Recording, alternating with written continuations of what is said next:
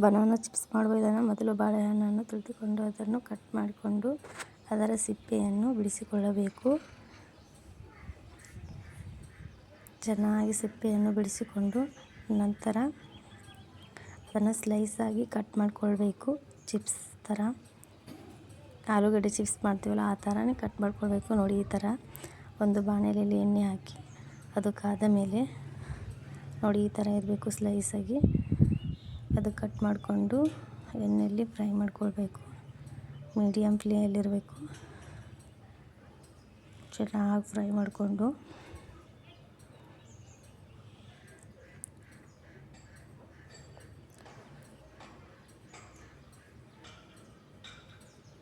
ಚೆನ್ನಾಗಿ ಫ್ರೈ ಮಾಡ್ಕೊಳ್ಬೇಕು.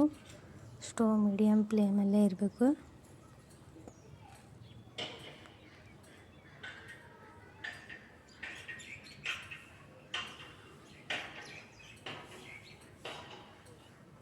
ನೋಡಿ, ಈ ಥರ ಆಗುತ್ತೆ.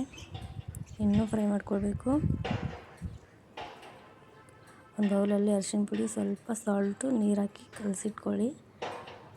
ಅದು ಚಿಪ್ಸ್ ಸ್ವಲ್ಪ ಕರಿದ ಮೇಲೆ ನೋಡಿ ಈ ಥರ ಆದಮೇಲೆ ಅದು ಅರಿಶಿನ ಪುಡಿ ಮಿಶ್ರಣವನ್ನು ಅದಕ್ಕೆ ಹಾಕಿ ಮಿಕ್ಸ್ ಮಾಡ್ಕೊಳ್ಬೇಕು. ಯಾಕಂದರೆ ಇದು ಕಲರ್ಫುಲ್ಲಾಗಿ ಕಾಣುತ್ತೆ ಮತ್ತು ಟೇಸ್ಟಿಯಾಗಿರುತ್ತೆ. ನೋಡೋಕ್ಕೆ ತುಂಬ ಚೆನ್ನಾಗಿ ಕಾಣುತ್ತೆ. ನೋಡಿ, ಈ ಥರ ಕಾಣುತ್ತೆ. ಎಷ್ಟು ಚೆನ್ನಾಗಿ ಕಾಣ್ತಿದೆ ಅಲ್ಲ. ನೋಡಿ, ಈಗ ರೆಡಿಯಾಗಿದೆ. ಮನೆಯಲ್ಲೇ ಮಾಡ್ಕೊಳ್ಬೋದು. ಚೆನ್ನಾಗಿ ಬಂದಿದೆ. ಹೊರಗಡೆ ಎಲ್ಲ ಸರಿ ಇರಲ್ಲ. ಸರಿ ನೋಡಿ ಎಷ್ಟು ಕ್ರಿಸ್ಪಿಯಾಗಿದೆ, ಕ್ರಂಚಿಯಾಗಿ. ನೋಡಿ ಎಷ್ಟು ಕ್ರಿಸ್ಪಿಯಾಗಿ ಬಂದಿದೆ. ರೆಡಿಯಾಗಿದೆ ನೋಡಿ ಬನಾನಾ ಚಿಪ್ಸ್.